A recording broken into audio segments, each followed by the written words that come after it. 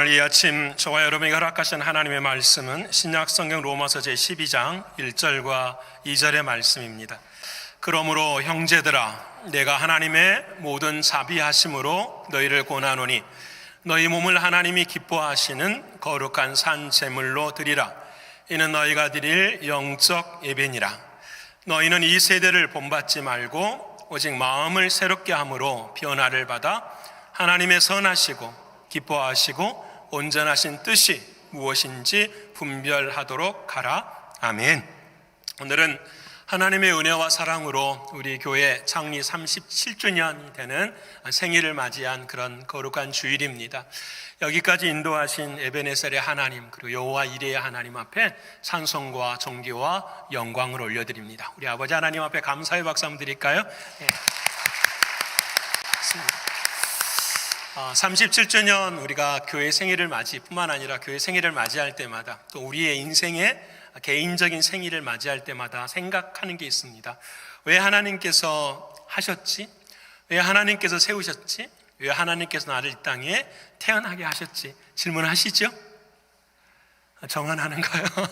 예, 그런 질문을 하게 돼요. 왜 그러셨을까? 교회를 다른 말로 표현하면 하나님의 나라라고 하는데, 그럼 하나님의 나라는 어떤 곳일까? 우리가 잘못 생각하면 죽어서 가는 것이 하나님의 나라잖아요. 그렇죠? 그럼 죽어서 가는 것이 하나님의 나라인데 왜 이 땅에 하나님의 나라를 세우셨을까? 우리로 하여금 함께 경험케 하셨을까? 다시 묻게 되는 거예요.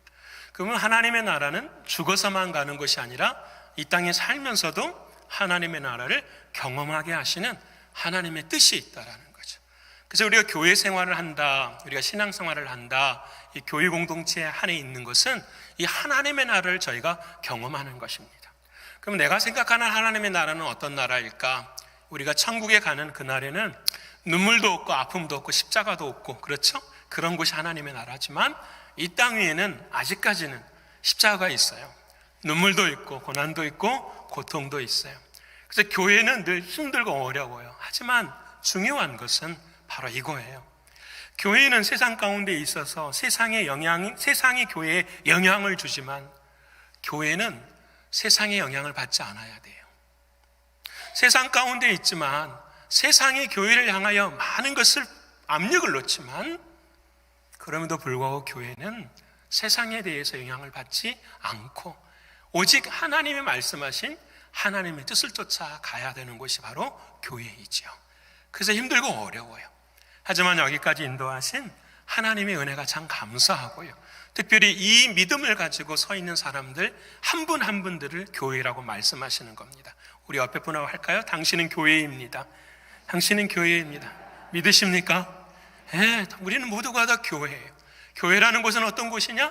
하나님의 나라를 바라보고 하나님의 생명이 오늘도 내 삶 가운데 어떻게 해요? 살아 숨쉬는 거예요.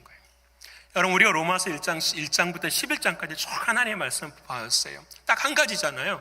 주님께서 바울을 통하여 로마의 교회야 살아나라는 거예요. 로마의 교회야 일어나라라는 거예요. 무엇 하나로? 복음 하나로, 생명으로 일어나라. 그래서 그 복음을 우리에게 말씀해 주시는 것이 우리가 지난주에 배웠었던 세 가지의 댐이었어요. 이 세 가지는 여러분 영원히 우리가 흔들리지 않아요. 첫 번째는 무엇이냐?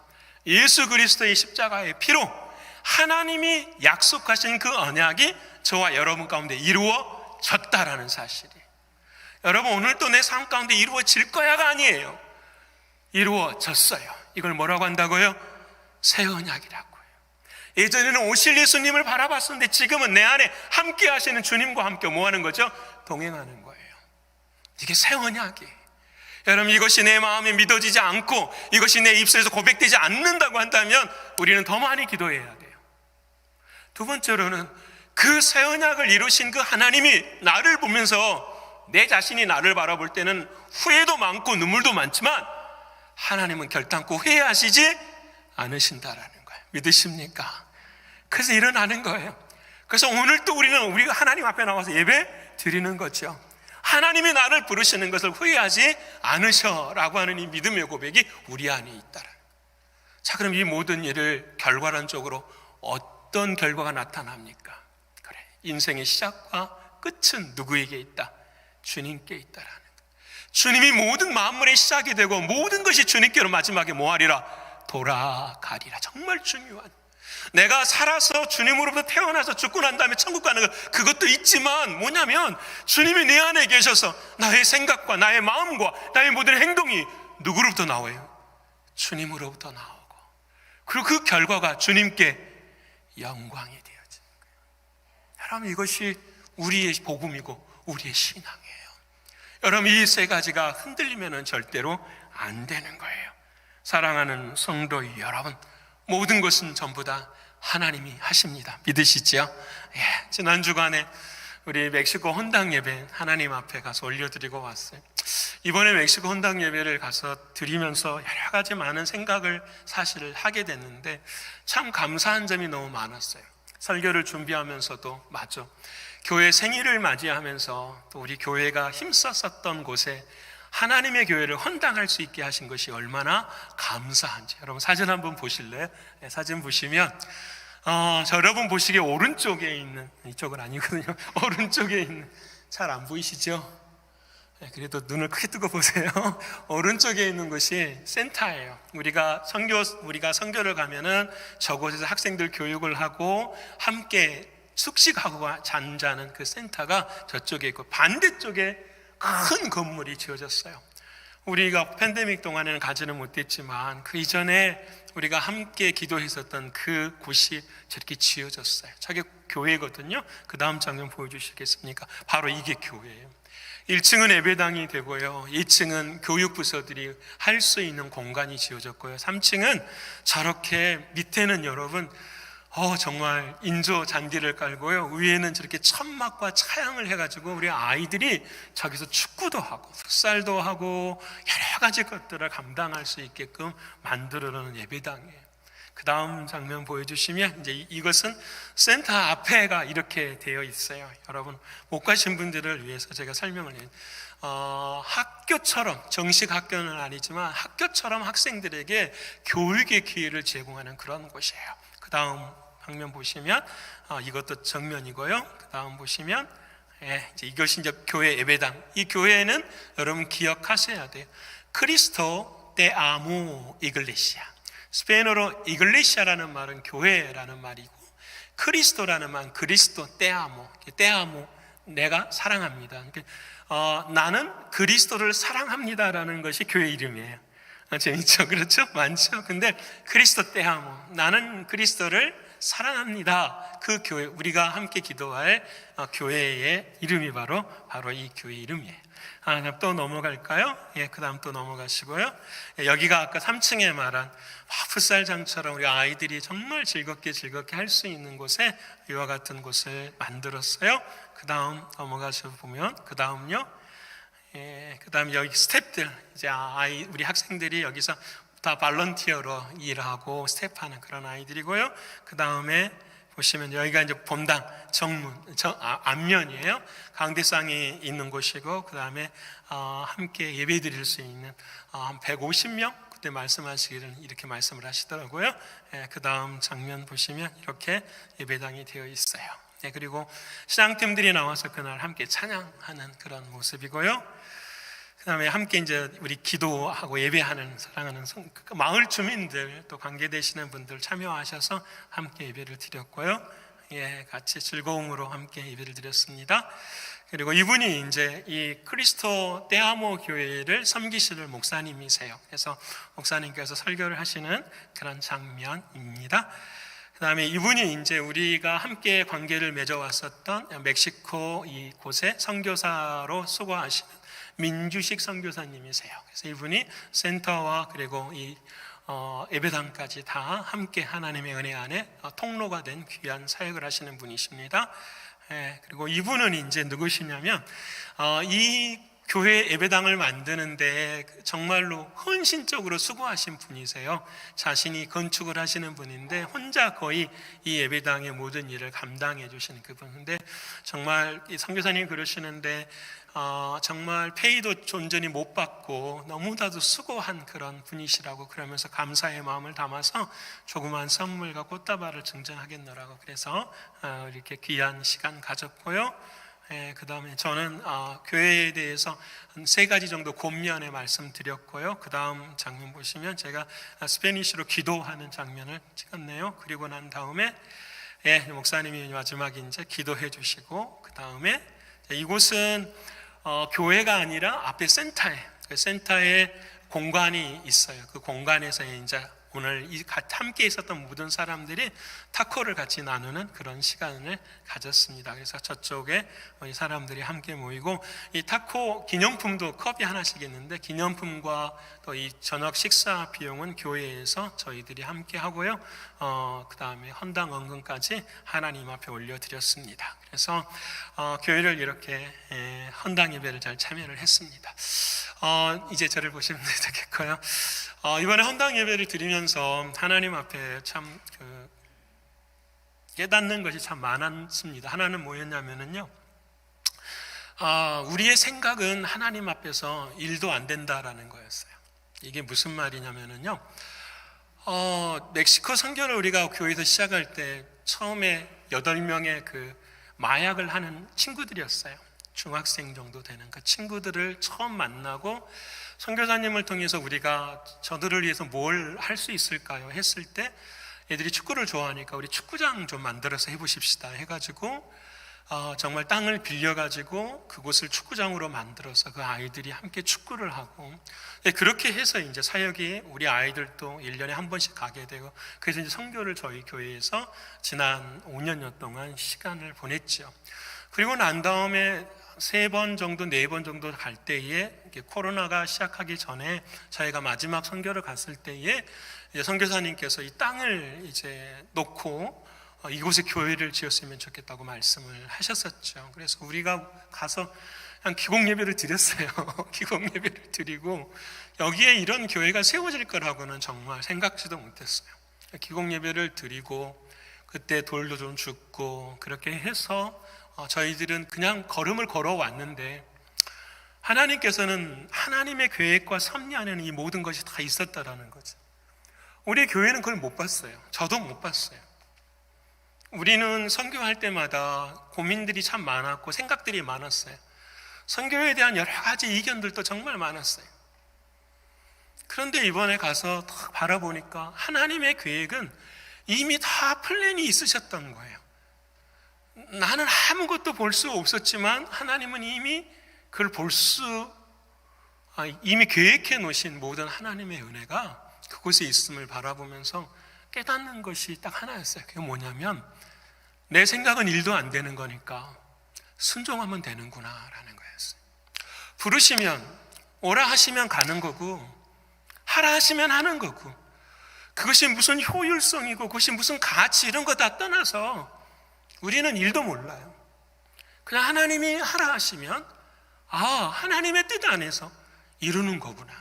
이번에 저는 그걸 이렇게 배웠어요. 마침 오늘 37주년 우리가 창립 감사예배를 드리면서, 창립 37주년 감사예배를 드리면서도 아마 37년 전에도 그랬을 것 같아요. 이런 꿈을 꾸지 못했겠죠.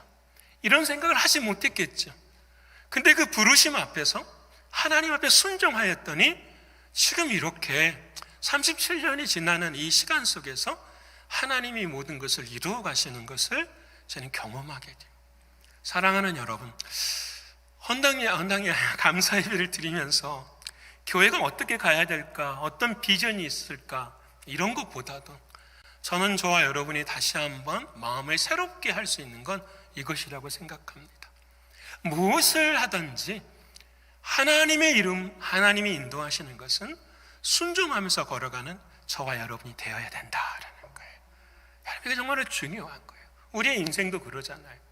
근데 이제 그곳에 있으면서 한 가지 이제 이해가 되지 않는 것이 하나 있었어요. 그건 뭐냐면, 선교사님이랑 이제 같이 가는데 그곳에 함께 있었던 우리 학생 중에 하나가 변화를 아직 갖지를 못해서 좀 안 좋은 일을 하기도 한대요. 좀 안 좋은 일을 하기도 하고, 총소리가 들리기도 하고, 사람이 죽어가기도 하고, 막 이런 일들이 많고, 이렇게 차를 타고 어디를 가면은 이쪽은 마약하는 사람들이 힘을 갖고 있고, 카르텔들이 있고, 갱들이 다 있고 이렇다라는 거예요. 그런 마음을 들을 때마다 마음이 좀 무거워요. 왜 그럴까? 그런데 이번에 가서 뭘 저는 처음으로 보았냐면요, 멕시코 사람들의 가정에 어지간한 가정 안에는 전부 다 마리아 상이 다 있대요. 이 마리아 상이 뭐냐면 과달루페라고 하는 마리아 상인데, 제가 그날 막 찾아봤어요. 이게 뭔지. 어떤 한 사람이 1500년대에 기도를 했는데, 남자 농부 한 사람이 기도를 했는데 그 기도 중에 마리아가 나타나가지고 너가 성당을 지어라, 그렇게 해가지고 주교회가 뭐 하여튼 이렇게 해가지고 하여튼 그 사람이 마리아를 섬기게 되는 그런 거예요. 근데 이 마리아를 멕시코 사람들이 다 섬겨요. 주일날 교회를 가든 안 가든 상관없이요, 그냥 그 사람, 심지어는 국기에도 그 모습이 들어있대요, 색깔이.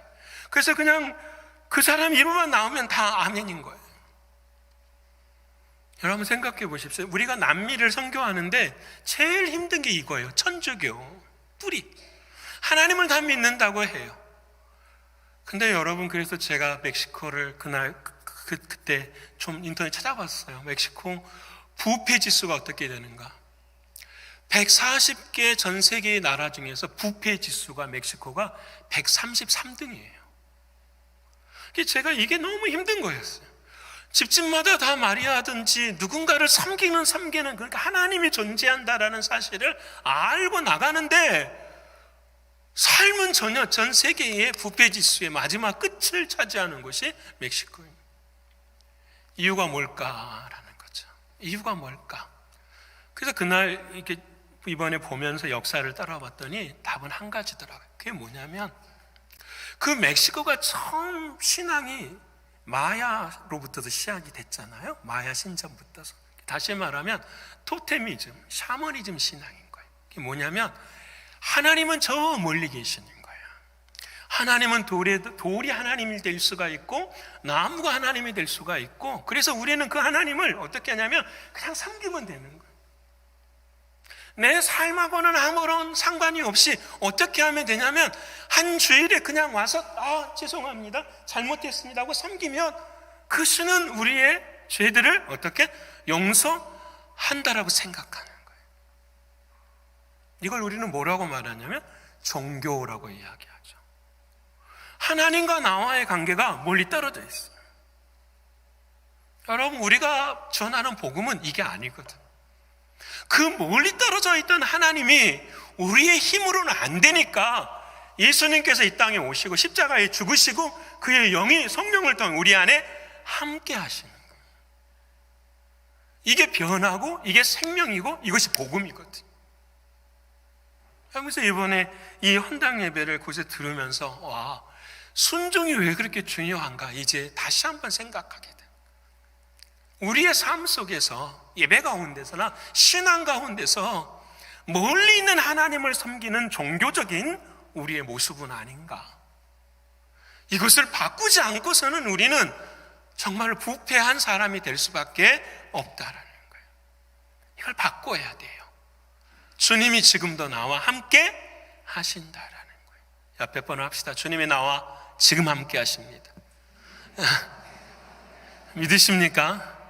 힘들 때마다 이 말을 어떻게 할까요?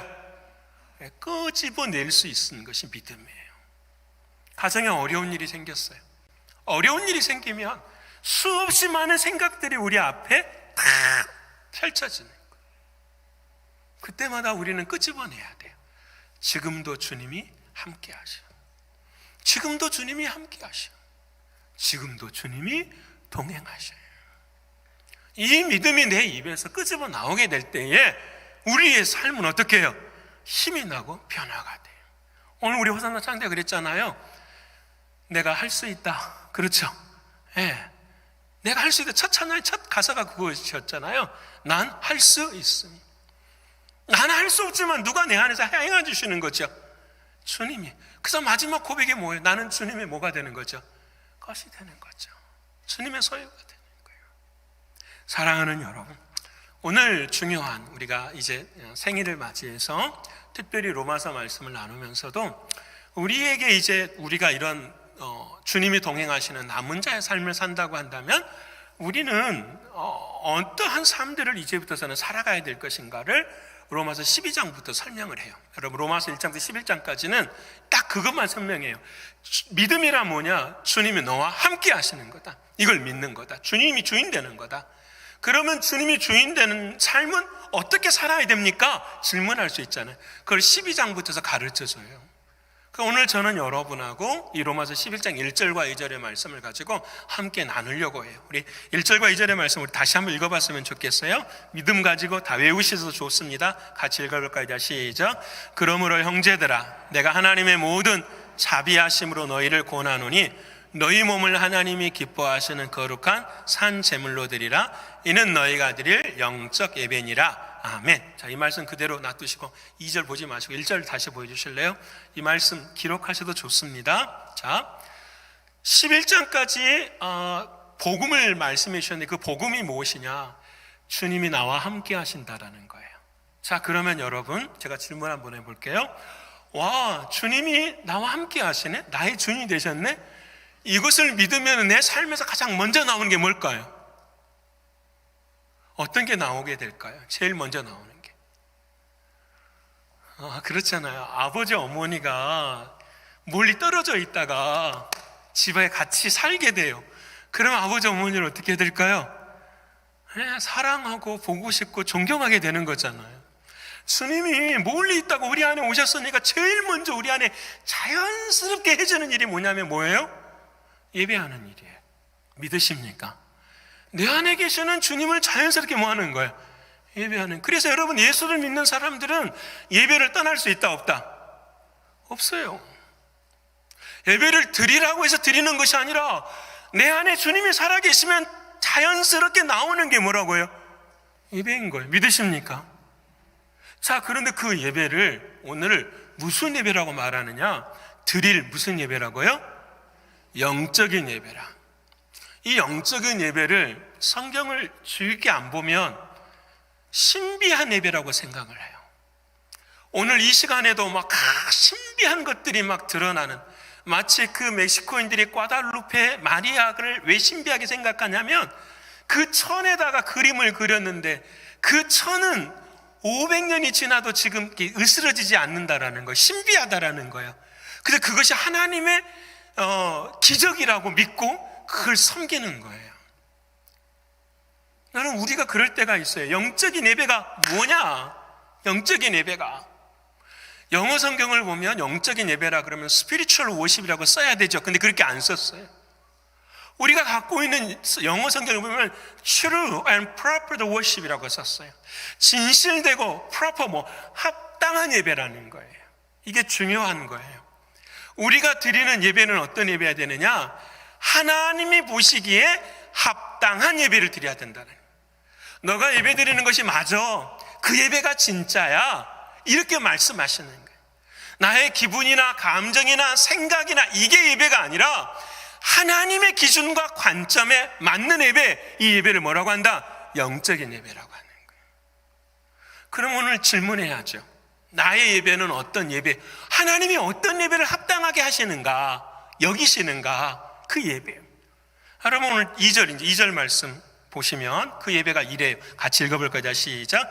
너희는 이 세대를 본받지 말고 오직 마음을 새롭게 함으로 변화를 받아 하나님의 선하시고 기뻐하시고 온전하신 뜻이 무엇인지 분별하도록 하라. 아멘.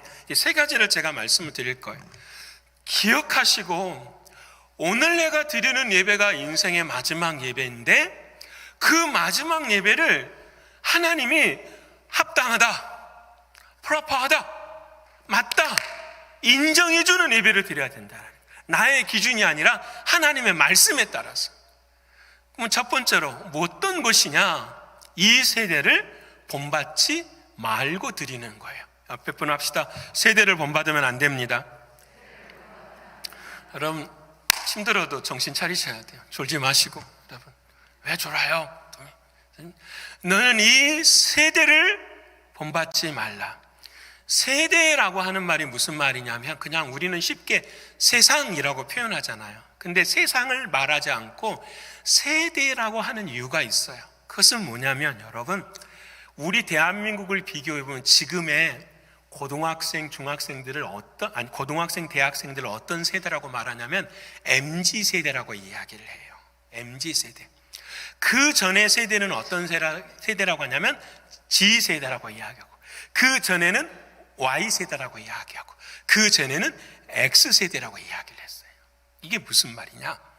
세대마다 한 세대를 30년으로 나누는데 그 세대마다 뭐가 있냐면 특징이 있다라는 거예요. 특징이 있어요. 그래서 오늘 영어 성경에 이 세대에 대한 이야기를 뭐라고 표현해요? The pattern of the world. 세상의 패턴이라고 설명을 한 거예요. 패턴. 패턴이라는 말을 잘 모르시면 이렇게 아시면 돼요. 여러분, 명품 집에 가방들 하나들 있으시죠? 대답 안 하십니까? 네, 종종 이렇게 우리가 사지는 못해도 백화점은 가서 보잖아요. 루이비통을 가면은 패턴이 있어요. 그쵸? 저 가방 보면 뭐다? 하여튼 똥이야, 똥. 그렇죠? 네, 똥이야. 그 다음에 요즘은 잘 나가는 뭐 에르메스 보면은 패턴이 어때요? 있어요, 없어요? 있어요. 구찌든 샤넬이든 전부 다 뭐가 있어요? 똑같은 패턴이 있어요. 왜 이 사람들이 이렇게 만든지 아세요? 전 세계의 사람들을 샤넬화하는 거예요. 전 세계 사람들을 구찌화하는 거예요. 뭘로? 그 패턴으로. 같은 패턴을 가지고 있는 사람들끼리 뭐가 되는 거예요? 공동체가 되는 거예요. 그것을 주장하는. 근데 그 세대의 모습이 뭐가 같냐면 패턴과 같다라는 거예요. 씨줄과 날줄이 짜여져서 하나의 문양, 패턴을 이루는 것처럼 세상의 많은 사람들이 씨줄과 날줄로 이루어져서 뭘 만들어간다? 하나의 정신을 만들어간다. 그걸 독일어로 자이스트가이스트라고 하는데 이 단어가 뭐냐면 시대의 정신이라 그러는 거예요. 시대 동안에 한 가운데로 흘러가는 정신이 있다라는 거예요. 그것을 우리는 세대라고 이야기를 하는 거예요. 여러분, 지금의 시대에 우리도 마찬가지예요. 지금의 시대의 시대 정신은 뭘까요? 제가 볼 때는 이거 아니에요? 인간의 권리가 최고다. 그래서 낙태도 할 수 있다. 동성애도 가능하다. 인간의 권리가 최고니까. 인간이 주인이니까. 예전에 중세 시대 때는 그렇게 하지 못했어요. 지금의 시대는, 이 포스트 모더니즘 이후의 시대는 이렇게 되어가고 있어서 우리가 집에서 교육을 자식들 할 때도 똑같아요. 우리 자식이 최고지. 너가 최고야 라는 거예요. 그렇게 행해지는 것이 시대정신, 세대를 이야기하는 거예요. 너는 이 세대를 본받지 말라. 그 정신을 본받지 말라는 거예요. 그럼 그 정신을 본받지 말라면 하나님 등지고 살아야 되나요? 근데 하나님은 이렇게 말씀하시죠.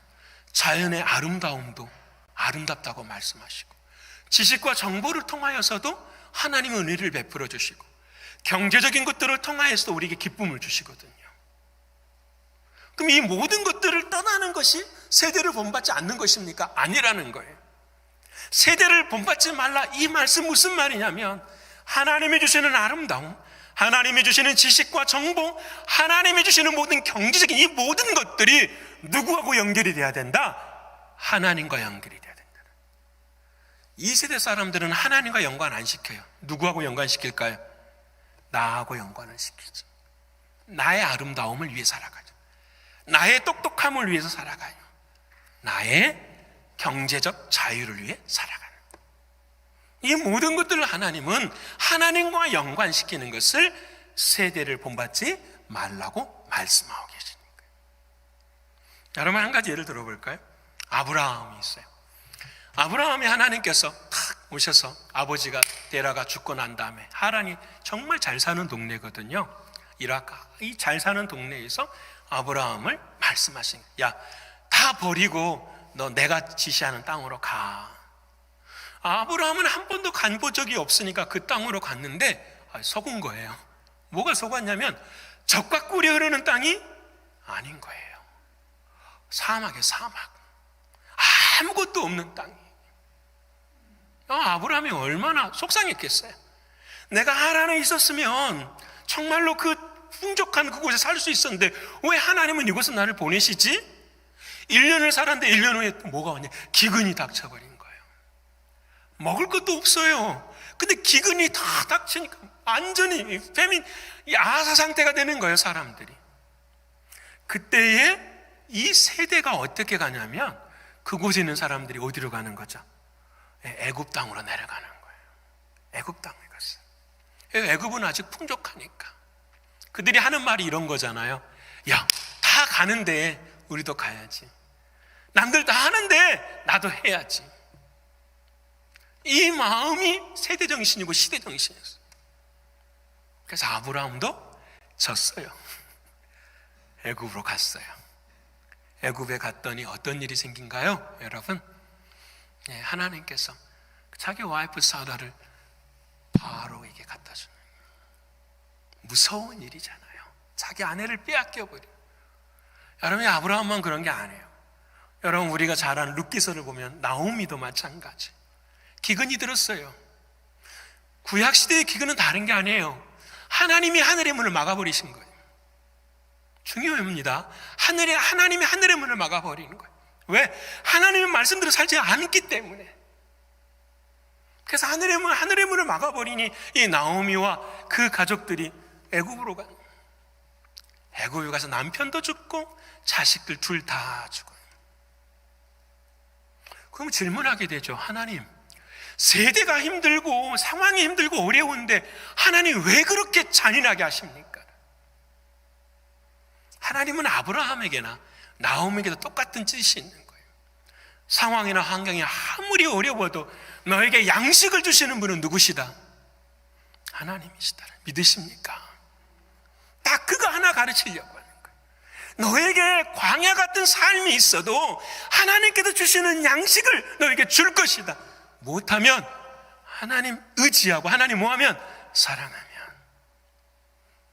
이 말씀을 저와 여러분의 삶 가운데 적용 똑같아요. 우리는 오늘 삶의 자리 속에서 세상의 패턴을 가지고 살아가고 있지는 않습니까? 나는 꼭 이 자리에서 화가 나. 나는 꼭 이 자리에서 분노가 치밀어. 나는 꼭 이 자리에서 우리 가정이, 우리 자녀들이 항상 어려워져. 패턴이 계속 그렇게 가니까 이 패턴을 끊어낼 수 있는 유일한 길은 하나뿐이라는 거예요. 세대를 본받지 말라. 누구만 바라보라는 거죠? 주님만 바라. 믿으십니까? 끊어줄 수 있는 유일한 분은 하나님 한 분뿐이라는 거예요. 하늘의 문을 열고 비를 주시는 분은 하나님 한 분뿐이라는 거예요. 여러분은 오늘 이 시대를 향하여 예배자들에게 우리에게 말씀해 주시는 거예요. 너희는 이 세대를 본받지 말라. 여러분, 지금 코로나를, 팬데믹을 통해서 다 광야예요. 광야. 여러분, 저와 여러분도 태평양 건너와서 이민의 땅 살아요. 하나님께서 우리를 이곳에 인도해 주셨어요. 우리는 젖과 꿀이 흐르는 땅이라고 믿고 오셨죠? 저만 그런가요? 잘 살 것 같아. 미국은 강대국이니까. 근데 막상 와보니까 뭐예요? 광야잖아요. 가나안 땅이라고 생각하고 기도하고 왔는데 뭐예요? 광야잖아요. 이 광야에서 우리는 지금 어떻게 살아가고 있는가? 하나님, 광야가 변하여 가나안이 되게 해주세요. 우리는 이 고백을 가지고 지금 살아가고 있지 않나요? 근데 하나님은 그걸 원하지 않으시잖아요. 광야가 변하여 가나안이 되는 것이 아니라 그 광야 속에서 함께 하시는 하나님을 믿음으로 그 광야가 뭐처럼 경험되어지는 거죠? 가나안처럼 경험되어지는. 이것이 하나님 우리에게 원하시는 이 세대를 본받지 말라는 말씀이시죠. 사랑하는 성도 여러분, 오늘 저와 여러분 모두가 다 죄와 사망의 법이 나를 주관하는 것이 아니라 생명의 성령의 법이 저와 여러분 주관하시는 그런 신앙 되기를 소원합니다. 그래서 이 세대를 따르는 것이 아니라 하나님의 말씀을 따르는 교회, 예수 중심, 사명 중심, 영광 중심, 오직 주님만 바라보고 주님만 높이고 주님만 섬기며 걸어갈 수 있는 우리 신광교회 교우들이 되시기를 축원합니다. 두 번째로는 쉬워요. 2절 말씀에 자, 하나님 알겠습니다. 근데 세상이 너무 힘들잖아요. 세대를 거꾸로 사는 삶을 살기가 힘들잖아요. 하나님 아시잖아요. 연어가 고향집으로 되돌아갈 때에 그 파도를 다 물리치고 갈 때 살결이 다 찢어지고 파해지고 곧 죽어가는 그 삶이잖아요. 하나님, 우리가 지금 그렇게 하고 있잖아요. 하나님, 그래도 못할 것 같아요. 어떻게 할 수 있겠습니까? 질문할 때 하나님이 그냥 답을 주시는 거예요. 뭐라고 말씀하시냐? 마음을 새롭게 해야 된다라고 말씀하세요. 옆에 분 합시다. 마음을 새롭게 해야 됩니다. 마음을 새롭게 해야 돼. 믿으십니까? 마음을 새롭게 해야 돼요. 오늘 2절 말씀에 그래요. 너희가 마음을 새롭게 함으로 변화를 받아. 그러니까 자 보세요, 여러분. 마음을 새롭게 하니까 우리들의 마음은 이전 마음이 있고 이후의 마음이 있는 거예요. 그러시죠? 그렇잖아요. 마음을 새롭게 하라니까 이전 마음이 있었던 거잖아요. 이전 마음은 어떤 마음일까요? 네, 좋지 않은 마음인 거잖아요. 왜? 새로운 마음으로 마음이 뭐 해야 되니까? 바뀌어야 되니까. 근데 문제는 뭐냐? 이전 마음이 나야. 이전의 마음 갖고 있는 것이 내 자신이라고 생각하는 거예요. 오늘 이 자리에 예배를 드리고 있어요. 이전 마음을 갖고 예배를 드리시는 분들은 전부 다 신실한 예배가 드리기가 어려워요. 왜? 내 생각대로 드리니까, 내 경험으로 드리니까. 근데 하나님은 그거 틀렸다라는 거예요. 이전 마음은 틀렸어. 지금 주시는 뭐가 되어야 돼? 새 마음이 되어야 돼 라고 말씀하시는 거예요. 왜 이전 마음이 틀렸는가? 에베소서 2장 3절의 말씀에 하나님이 정확하게 말씀하세요. 우리 같이 한번 읽어볼까요? 자, 시작. 전에는 우리도 다 그 가운데서 우리 육체의 욕심을 따라 지내며 육체와 마음에 원하는 것을 하여 다른 이들과 같이 본질상 진노의 자녀이었더니. 아멘. 좀 힘든 말 하십시다. 우리는 믿어요. 뭘 믿죠? 예수님이 십자가에 죽으신 걸 믿어요. 믿으시죠? 예수님의 보혈을 믿어요. 믿죠? 그 보혈을 믿는 사람들은 하나님께서 우리들의 마음을 정결하게 해준 걸 믿으시죠? 아멘이잖아요. 그렇죠? 근데 그 바뀌어진 그 마음이 저와 여러분의 삶 가운데 드러납니까? 라는 거예요. 그냥 생각 속에 있는 거잖아요. 나 오늘 예배 드렸어. 나 예수 십자가 믿어. 이 달려있는 십자가만 보면 막 가슴이 뛰어. 그것뿐이잖아요. 그리고 우리는 구원 얻었다고 생각하잖아요. 근데 오늘 우리에게 하시는 말씀 그게 아니잖아요. 이 모든 것들을 통해서 뭐가 바뀌어야 된다고요? 마음이 바뀌어야 되는데 우리들의 마음은 옛날 마음 그대로 살거든요. 어제의 마음 그대로 살아요. 그래서 오늘 예배가 힘든 거예요. 지금 하나님이 주시는 누구의 마음? 주님의 마음 가져야죠. 믿으십니까? 그러면 여러분 더 똑똑하게 예배 드려지게 되죠. 더 힘있게 예배 드리게 되죠. 지금 하나님이 주시는 새 마음인데, 지금 1분 전의 마음과 지금의 마음이 달라요. 하나님이 주시고자 하시는 그 은혜가 너무 많아요.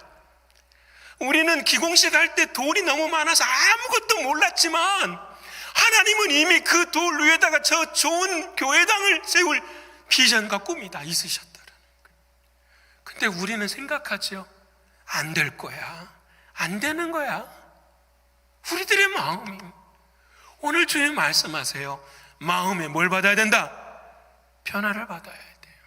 마음의 변화를 받아요. 그럼 주님 어떻게 마음의 변화를 받습니까? 이게 중요해요. 주님이 이렇게 말씀하셨거든요. 너희는 두렵고 떨림으로 모르더라. 구원 얻어야 돼요. 우리의 영은 구원을 받았어요. 근데 우리의 마음의 혼은 어떻게 해요? 지금도 두렵고 떨림으로 구원을 이루어 가야 되는 거예요. 마음으로 믿어 의에 이루어요.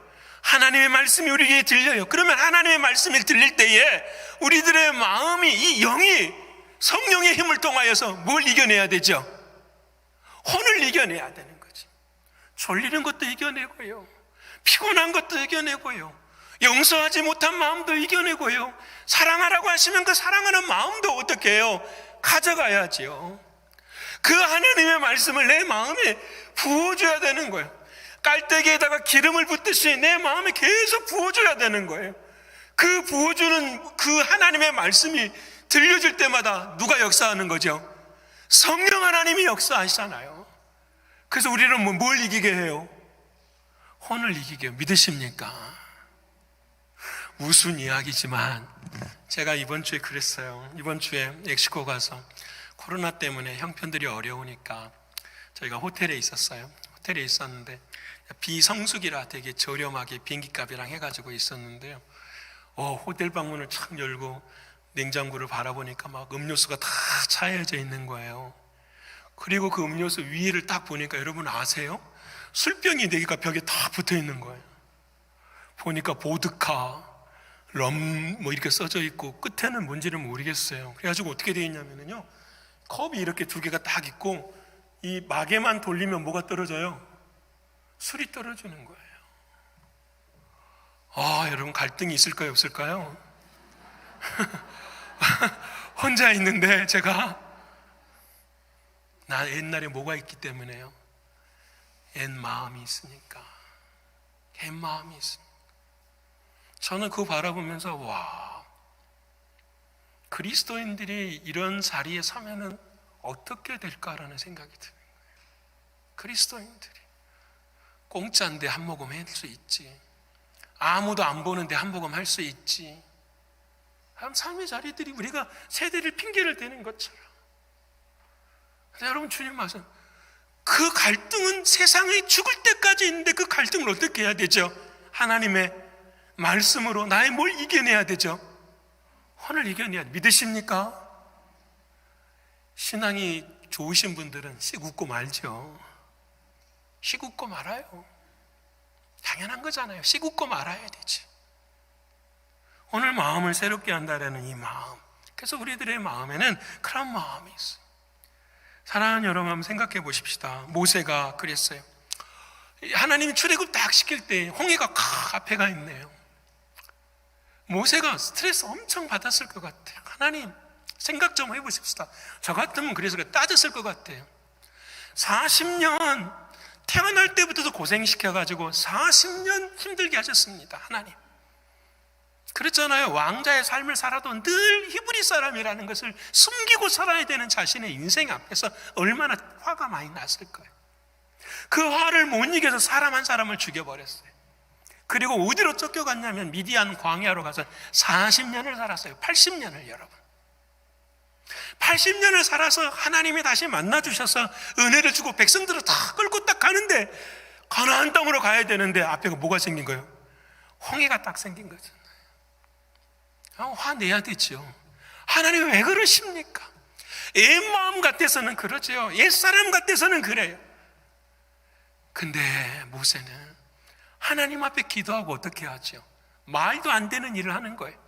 자신 손에 있는 지팡이를 들어서 그 홍해를 향해서 갈라지라고 명령해요. 나의 믿음이 아니라 누구의 믿음으로요? 하나님의 믿음으로. 여러분, 바로 이거예요. 합리적이에요. 다른 길로 돌아가야지. 홍해가 앞에 있는데 다른 곳으로 가자. 합리적이고 이성적이에요. 신앙은 합리적이고 이성적인 것이 아니에요. 신앙은 합리적이고 이성적인 것을 떠나 기적과 하나님의 역사와 하나님의 은총이 함께하는 길이 되어야 되는 거예요. 어떻게 하면 그렇게 될 수 있을까? 이 마음을 하나님 앞에서 하나님의 말씀으로 다스려가는 거예요. 이 혼을 이겨내야 돼요. 사람, 이게 여러분 왜 광야가 40년일까 한번 생각해 보세요. 왜 40년일까? 이스라엘 백성들이 불평 안 했으면 40년 안 걸려요. 그렇잖아요.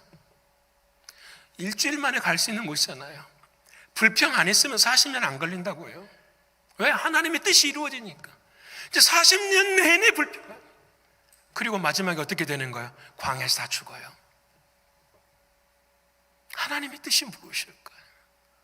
내 인생의 삶 가운데 왜 이 고난의 고통들이 길어지는가? 답은 한 가지예요. 하나님의 뜻을 빨리 알고 나의 영으로 하나님의 말씀을 어떻게 해요? 믿는 믿음으로 살아가야 되는 거예요. 그래서 하나님이 원하시는 길, 하나님의 말씀의 역사예요. 어떻게 하면은 하나님의 말씀이 될 수 있을까? 이스라엘 이야기를 해보십시다. 이스라엘 이야기를 해보면은요, 이스라엘은 사는 방법이 2가지 방법이 있는데, 한 가지는 슬픈 방법이에요. 그게 뭐냐면 비를 기다리는 삶의 자세예요. 여름이 되면은 막 허리케인처럼 비가 엄청나게 오는 거예요. 근데 그 비를 전부 다요 저수지처럼 모아둘 수가 없대요. 왜냐하면 그 지형이 사막 지형이 돌 지형이라 다 물이 다 빠져버리는 거예요. 그러니까 한 번 비가 오면은 나뭇잎들이 좋아를 저장했다가 그 다음에 6개월 어떻게 해요? 말라 비틀어져요. 그래서 사막이 되는 거예요. 근데 하나님께서 왜 이스라엘 백성들을 이 사막으로 인도하셨다, 그리고 이곳을 가나안 땅이라고 이야기하셨느냐라는 거예요. 이곳을 가나안 땅이라고. 답은 한 가지. 그들이 살 수 있는 유일한 길이 무엇이냐? 딱 한 가지가 있어요. 그들은 양을 키우고 살아야 되는 거예요. 농사를 못 지어요. 땅이 안 돼요. 양 하나로 가지고 살아야 돼요. 양이 어떻게 다르냐? 한 마리의 양이 있어요. 그 양을 잡아요. 그럼 그 털을 깎아가지고 뭘 만드냐? 옷을 만들어요. 그 털을 기어가지고 텐트를 쳐가지고 저녁에 잠을 자요. 그 양에서 나는 젖을 고기 대신 단백질로 어린아이들한테 먹여요. 그래서 아이들이 자랄 수 있게 해요. 양의 고기도 잘라서 어른들이 먹죠. 여러분, 그것뿐만 아니라 그 양의 죽은 뼈들을 깎아가지고 다른 동물을 잡는 무기를 만들어요. 양이 배에서 내는 배선물을 가지고 불을 피워요. 여러분, 그 하나님이 주시는 양 잘 헤아리고 들으셔야 돼요. 하나님이 내게 무엇인가를 하나를 주셨으면 그 하나로 하나님이 모든 것을 다 만드신다고요. 하나님이 한 가지 은혜를 주시면 그 은혜의 모든 걸 하나님이 다 이루시는 거예요. 근데 그 은혜의 통로가 뭐냐라는 거예요. 양이 무엇을 어떻게 사느냐라는 거예요. 양이 사는 유일한 길은 하나뿐이에요. 이슬을 먹으면 풀을 먹고 사는 거예요. 큰 비가 아니에요. 기적과 이적과 체험들이 아니라 매일 아침마다 그 산등성 위에 있는 그 작은 이슬에 맺힌 이슬 방울을 먹고 양은 뭐예요? 살아가는 거예요. 이게 하나님이 이스라엘 백성들을 가르치시는 방법이에요. 오늘 저와 여러분 똑같아요. 하나님, 마음이 변해야 됩니다. 기적 한 번만 주세요. 불같은 성령 뜨거운 거 한 번만 주세요. 그럼 제가 변할 것입니다.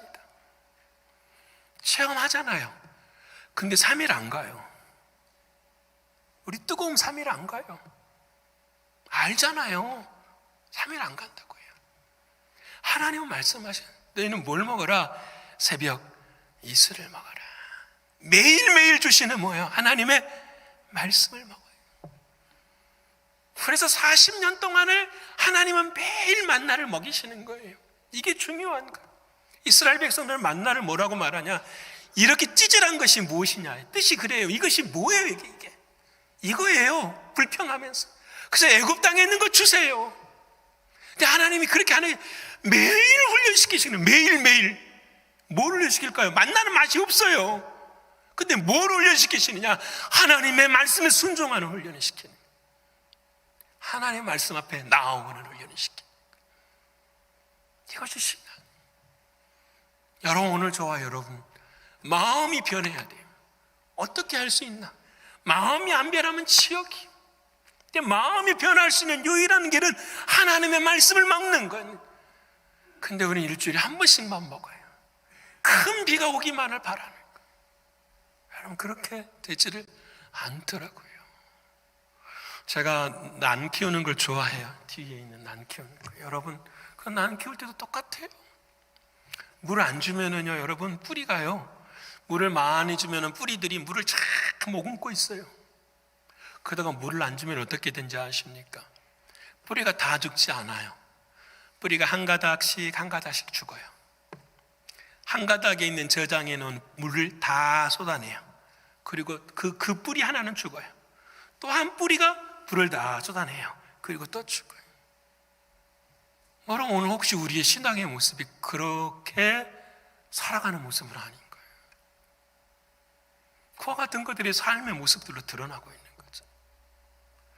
이것들을 어떻게 변화시켜야 될 것인가 기경해야 돼요. 자, 우리 37주년 맞이하고 있어요. 여러분 모두가 다 예수를 주로 믿는 사람들이에요. 그리고 하나님이 이 일을 위해서 직분자로 세워주시고 이 길을 감당케 하고 계십니다. 어떻게 하시고 사십니까? 새벽 이슬을 먹어야 하잖아요. 기도하셔야 되잖아요. 그거 안 하면 말라 죽는다니까요. 그거 안 하면 애굽으로 떠나게 된다니까요. 이런 아픔과 슬픔이 우리 삶 가운데 있어서는 안 돼요. 사랑하는 성도 여러분, 이제 마음이 변하는 저와 여러분 되시기를 축원합니다. 노력하셔야 돼요. 흘러가셔야 돼요. 변화시켜 가야 돼요. 자, 이렇게 됐을 때에 마지막으로 하나님이 그 다음에는 뭘 해야 되느냐? 자, 세대를 본받지 말라. 하나님과 늘 연관되어 살아라. 그러면 어떻게 하냐? 마음을 변화시켜라. 하나님의 말씀으로. 그때 드리는 예배를 어떤 예배라고 하느냐? 오늘 몸으로 드리는 거룩한 산 제사라고 이야기해요. 옆에 분 합시다. 산 제사를 드려야 됩니다. 산 제사를 드려야 돼요. 자, 이제 마지막 결론이에요. 자, 보십시다. 제사는 제사인데 무슨 제사라고요? 산 제사. 그럼 반대는 어떤 제사도 있는 거죠? 죽은 제사도 있대. 그럼 죽은 제사는 뭘까요, 여러분? 오늘 예배 드리고 내 마음이 죽어 있으면 죽은 제사예요. 그렇죠? 이해되십니까? 무슨 말인지. 여러분 보세요. 오늘 거룩한 예배의 날이야. 10월 1일 오늘 어린 양 한 마리를 준비해서 어린 양 한 마리 준비해가지고 다 왔어. 하나님 앞에 죽여가서 안수하고 껍질 다 벗겨 다 태워드렸어. 하나님 감사합니다. 근데 뭐가 없는 거죠?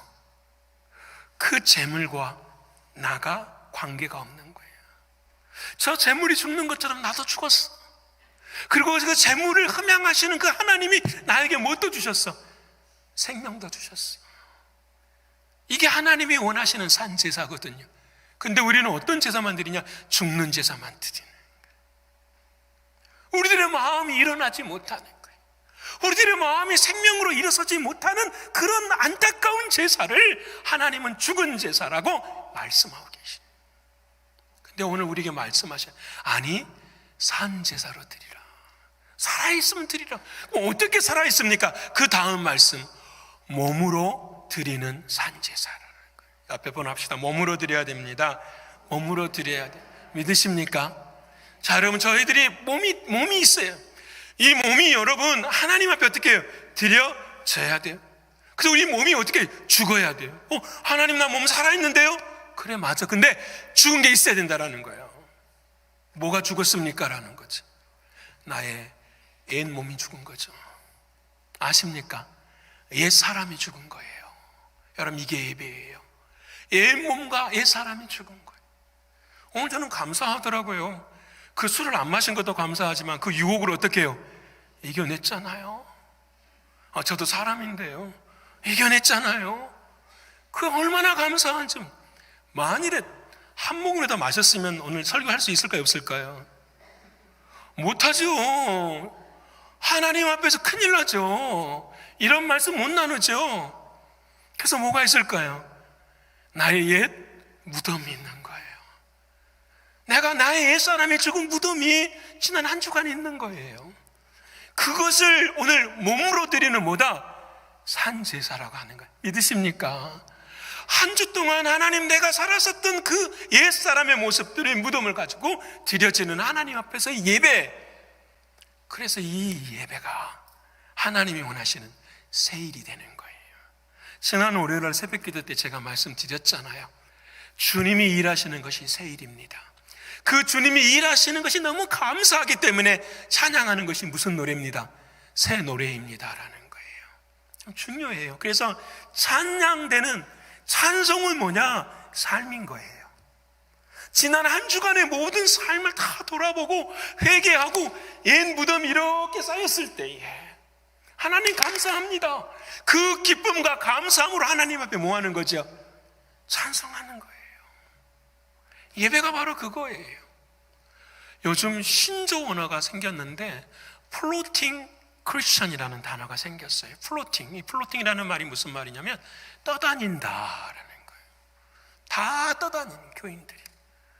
최근에 다 인터넷으로 드리는, 지금도 34%가 인터넷으로 예배 드리는데 그 중에 28%는 자기 교회 예배를 안 드리는데요. 다른 교회 예배를 드리는데 저는 생각하게 되죠. 하나님, 우리가 이 팬데믹을 지나면서 진짜 잃어버린 게 뭡니까? 몸으로 드리는 거룩한 산제사예요. 몸으로 드리는. 하나님이 왜 팬데믹을 이 땅 가운데 허락하셨을까? 우연은 아니잖아요. 왜 광야의 아브라함처럼 기근을 주신 것처럼 이렇게 어려움을 주셨을까? 한 가지 아닌가요? 그럼에도 불구하고 누구를 사랑하라? 하나님을 사랑하라. 플로팅 그리스도인들처럼 사랑하지 말고 어떻게 몸으로 거룩한 산제사를 드리라. 뉴욕에 있는 모든 목사님들의 설교는 똑같아요. 왜? 주님이 하시니까요. 주님이 하시니까. 중요한 것은 다른 게 아니에요. 내 삶이 하나님 앞에 드릴 합당한 제사인가? 아까 영적 예배 합당한가? 술 안 마시고 거짓말하고 이런 거 말고요. 진짜 세대를 떠나서 하나님 앞에 나의 마음을 바꾸어서 진짜 하나님 앞에 드리는 한 번의 예배. 전 우리 교회가 37주년 생일을 맞이했지만 오늘이 우리의 예배의 마지막 예배라고 저는 생각해요. 저도 마찬가지고요. 여러분이 마지막 예배 하나님께서 그래 나 합당한 예배 드렸어. 37년 곱하기 52주를 예배를 드렸어도 하나님께서 합당하지 않아 그럴 수 있다. 오늘 진짜 합당한 예배가 무엇인가를 오늘 말씀을 통해 다시 한번 생각해보고 내 몸으로 드릴 수 있는 예배를 드릴 수 있어야 돼요. 여러분, 아브라함이 이야기만 하면 하고 마치십시다. 아브라함이 그랬잖아요. 하나님, 가나안 땅으로 하나님 보내셨는데 정말 착복한 광야에 딱 있는데, 여러분, 가인은 하나님 앞에 예배를 드리는데 뭘로 드려요? 자기 생각 경험으로 드려요. 그러니까 하나님이 안 받으시니까 아벨을 죽여버리는 거예요. 우리도 그럴 수 있어요. 예배 드리고 사람 죽여버릴 수 있어요, 마음으로. 근데 아브라함을 보면은요, 아브라함이 저 그 고향을 떠나서 그곳에 와서 보다 보니까 완전히 삭막한 광야예요. 근데 하나님께서 그 아브라함에게 처음 뭘 명령하시냐면 너 예배 드려라 그러시고, 그때 세겜 땅 상수리 나무에 무릎 꿇고 와서 하나님 앞에 아브라함이 예배를 드리는 거예요. 합리적이고 이성적이라면 드릴 수 없는 예배인데 하나님 앞에서 뭐가 죽는 거죠? 나의 옛사람을 죽여버려, 나의 생각을 죽여버려, 나의 경험을 죽여버려. 지금 이 순간 역사하시는 하나님, 지금 이 순간 우리에게 운행하시는 그 하나님, 그 하나님 바라보고 아브라함은 그 세겜 땅에서 무릎을 꿇어요. 큰 비가 오는 역사가 없었어요. 매일 새벽 이슬을 주는 역사예요. 죽을 때에 딱 아무것도 가지지 않고 땅 한 평도 못 가지는 무덤 속에 들어간 인생이 아브라함의 인생이었어요. 하나님은 그 예배를 받아주신, 하나님은 그 예배를 받아주신. 사랑하는 신광교회 성도 여러분, 오늘 저와 여러분, 우리의 남은 인생의 예배가 매일 순간순간마다 하나님 보시기에 합당하다 고백할 수 있는 그런 예배를 드림으로 우리가 오늘 생일을 감사하고 남은 인생도 하나님께 영광 돌리는 저와 여러분 모두가 되시기를 축원합니다. 기도하겠습니다. 아버지 하나님, 감사합니다. 37년 전에 하나님의 교회 가운데 예배당을 세워주시고 이곳이 교회가 되게 하시고 하나님 앞에 예배케 하신 아버지 하나님, 진심으로 고맙고 감사합니다. 존귀하신 아버지 하나님, 오늘 본문의 말씀을 통하여서 하나님이 받으실 합당한 예배가 무엇인지를 분명하고 정확하게 배웠습니다. 아버지 하나님, 우리가 이곳에서 예배를 드릴 때마다 합당한 예배, 하나님이 합당하다고 하시는 그 예배를 드릴 수 있도록 도와주시옵소서.